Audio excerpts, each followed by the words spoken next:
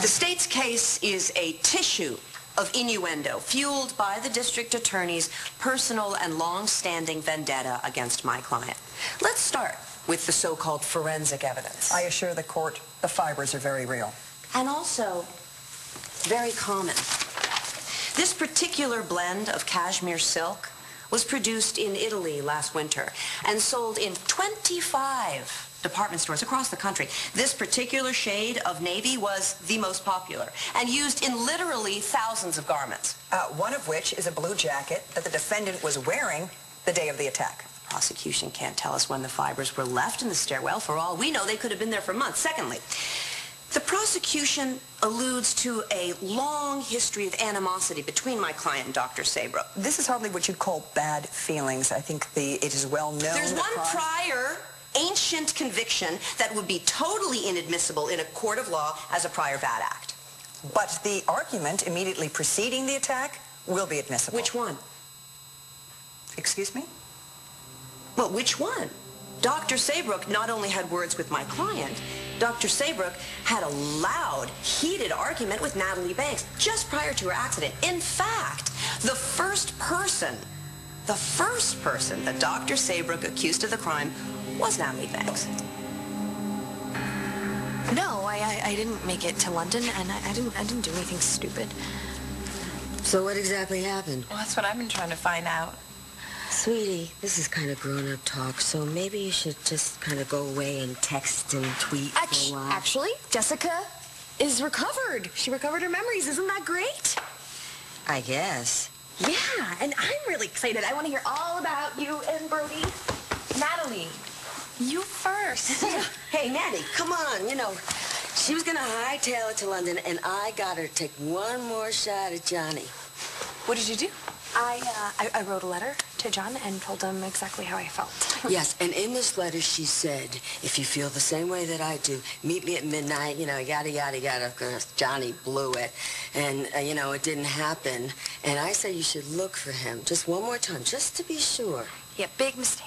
Yeah, because it didn't go quite how you thought. Marty was kissing on Johnny.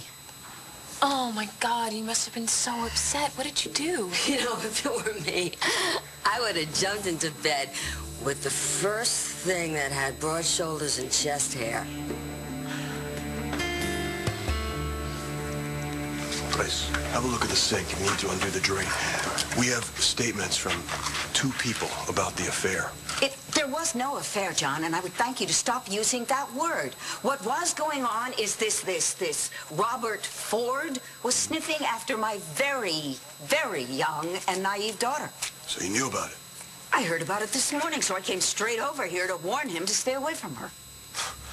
Too late.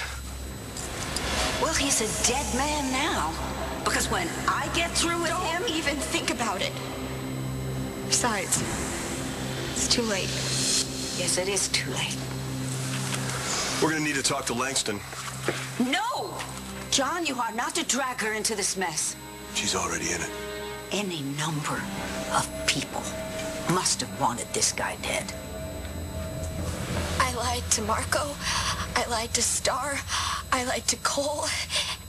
And the only person I didn't lie to was Ford. Let me guess. He lied to you. He was sleeping with the pizza girl. Yeah. I walked in on them. Oh, Langston, please tell me that you broke it off with him. Please tell me you did. He convinced me that he was only doing it because he was lonely and because he was just so upset thinking about Marco and me. And yeah, I was ready to forgive him. And you know what? I actually let him kiss me.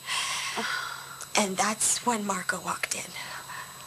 Oh, no. It was awful. Marco broke up with me. He took a swing at Ford and then he left, and that's when Ford dumped me.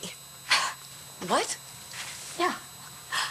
I gave up everything and everyone in my life for him. And Ford didn't even care. He never even gave a damn about me. Sorry, Langston. I'm so sorry. I hate him. I hope he's in hell right now. I had to get my hand checked. What happened? I broke those plates, and then I punched some walls. It's really stupid. So when I woke up this morning, I couldn't move my fingers, so I came here. And after the doctor was done working on me, they brought Ford in. So you found him? Yeah, Layla and I did. She's a mess. We thought he was dead. He looked dead. Yeah. We called the cops, and we had to give statements. Marco, we had to tell them about you. About how mad you were at Ford. Dr. Saybrook stuck by her conviction that Natalie Banks was her attacker until Officer Brody Lovett encouraged her to remember her conversation with my client and throw the blame on him. I doubt the victim needed reminding about who this attacker was. Of course she didn't. Good point. Because here we have Lambview's favorite scapegoat. Whenever there's an unsolved crime or Marty Saybrook runs into any trouble, which, it should be said, happens with some frequency, her good friend, Lieutenant John McBain, and no fan of Todd Manning's, points the finger directly at my client. We have an eyewitness with no axe to grind. Your Honor, Miss Hannah O'Connor is a troubled young girl who is in love with Star Manning's boyfriend, Cole Thornhart. She's using the story she concocted to try to drive a wedge between Miss Manning and Mr. Thornhart. Unbelievable. No, it's true, Your Honor. You're If I out could of just... order, young lady. Please, Hannah is lying to break us up. Sit quietly or you'll be removed. Your Honor, there is evidence that Miss O'Connor is unstable. You have an offer to proffer, or am I supposed to listen to outbursts from the gallery? Absolutely not. Miss O'Connor tried to commit suicide when someone tried to break up with her. What did you do when you saw John and Marty kissing? I had a drink or two, or four. And then I went by to see Brody to tell him that I was leaving, and then I went to the airport. Oh, you know, I forgot to mention it was a goodbye kiss. So I go over to Rhodey's, and I see Johnny, and I send him right over to the airport. Yeah, John found me at the airport. Were you just hanging out there waiting for your flight? I missed my flight. So you're just staying there all night?